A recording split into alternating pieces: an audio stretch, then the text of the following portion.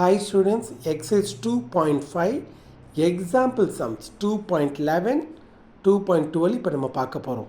Example 2.11 question, which one of the points I minus 2 plus I is farthest அப்படின்னு சொன்னால் தூரமான இடம், லென்த்துன்னு அர்த்தம், டிஸ்டன்ஸ், லாங்கஸ்ட் டிஸ்டன்ஸ் அப்படி கூட சொல்லலாம், லாங் டிஸ்டன்ஸ், கிரேட்டர் அப்படி இப்படிலாம் சொல்லலாம். ஓகே, ரொம்ப தூரமான இடம் அப்படின்னு கூட நீங்கள் இதை பயன்படுத்திக்கலாம். இந்த வேர்டு ஃபார்த்தஸ்ட் ஃப்ரம் இஸ் ஆர்ஜின், ஒரு ஆர்ஜின்லேருந்து இது ஒரு லைன், இது ஒரு லைன், இது ஒரு லைன், எது ரொம்ப தூரமான லைனோ அதுக்கு பேர் தான் ஃபார்த்தஸ்ட் அப்படின்னு சொல்லுவாங்க. ஓகே, ஃபஸ்ட்டு கொஸ்டினுக்கு Z1 பேர் கொடுத்துருங்க, அடுத்தது Z2, கடைசி எங்கே இருக்கிறது ஃபார்த்து Z3ன்னு இருக்குல்ல, 3, அது Z3யோட வேல்யூ.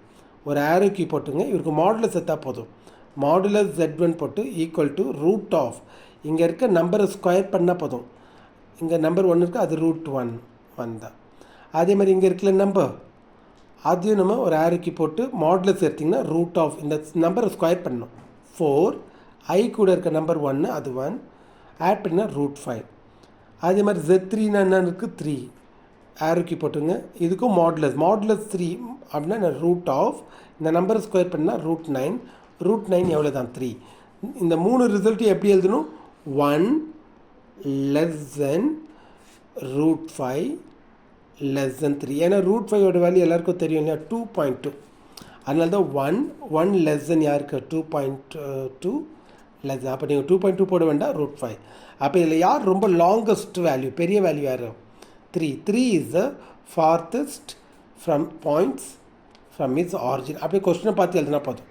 ஓகேவா, நல்லா புரியுதா மை டியர் ஸ்டூடெண்ட்ஸ்? இப்போ இதே மோட் இதோட கண்டினியூட்டி 2.12 அப்படியே நம்ம பார்த்துக்கலாம்.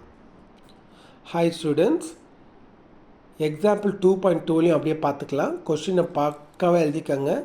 Z1, Z2, Z3 are complex numbers such that modulus Z1 and modulus Z2 எல்லாமே ஈக்குவல் டு 1. ஓகேவா, மாடுலஸ் Z1ஓட வேல்யூவும் 1, மாடுலஸ் Z2 1, மாடுலஸ் Z3 அதுவும் 1 தான், மாடுலஸ் Z1 + Z2 + Z3 அதுவும் ஆன்சர் என்ன தானா, 1. ஓகே, நம்ம இதோட வேல்யூவை கண்டுபிடிக்க போகிறோம், ஃபைண்ட் த வேல்யூன்னு சொல்லிட்டு. ஓகே, இப்போ இந்த 3 வேல்யூஸ் 4 வேல்யூ இருக்குல்ல, அது செப்பரேட் பண்ணலாமா பாருங்கள். இதை செப்பரேட் பண்ணிவிட்டு அதுக்கப்புறம் நான் இதை ஃபைண்ட் பண்ணிவிடுவேன், கவனமாக பாருங்கள். அந்த ஈக்குவல் டு 1 செப்பரேட் பண்ணிவிட்டு மாடுலஸ் Z1ஓட வேல்யூ 1, மாடுலஸ் Z2ஓட வேல்யூ 1, மாடுலஸ் Z3 வேல்யூவும் 1. இன்னொரு ஆன்சரும் இருக்குது, அதையும் நம்ம இங்கே எழுதிடணும். Modulus Z1, modulus Z2, modulus Z3 அதோட வேல்யூ ஒன்று தான். மொத்தம் 4 பேருக்கும் வேல்யூ 1. இது எல்லாமே நமக்கு வேணும். ஓகே, மிடில் லைன் போட்டு செய்யுங்க, இங்கேயும் முடிந்தால் லைன் போட்டு இதை எழுதிடுங்க. ஓகே, 4 ஆன்சரும் equal to 1. Squaring on both side ஏற்கனவே நம்ம பண்ணது தான் இந்த சம். ஸ்கொயரிங் ஆன் போத் சைட்னா 1 ஸ்கொயர் வந்து 1 தான். மாடுலஸ் Z1 ஹோல் ஸ்கொயர் என்னன்னு எழுதலாம், Z1 பார். உடனே எனக்கு Z1 வேணும், இதை அப்படியே கீழே கொண்டு வந்துடுங்க. இப்போ இங்கே என்ன பண்ணீங்களோ அதே மாதிரி இவருக்கு பண்ணுங்கள். Squaring on both side, modulus Z2 whole square என்னன்னு எழுதலாம், Z2 பார். அப்போ வாட் இஸ் Z2, இது அப்படியே கீழே வந்துடும். இதே மாதிரி தான் Z3 மாடுலஸ் 1 இருக்கு இல்லையா, ஸ்கொயரிங் ஆன் போத் சைட். அப்போ மாடுலஸ் Z3 ஹோல் ஸ்கொயர் என்னன்னு எழுதலாம், Z3 பார் ஈக்குவல் டு 1.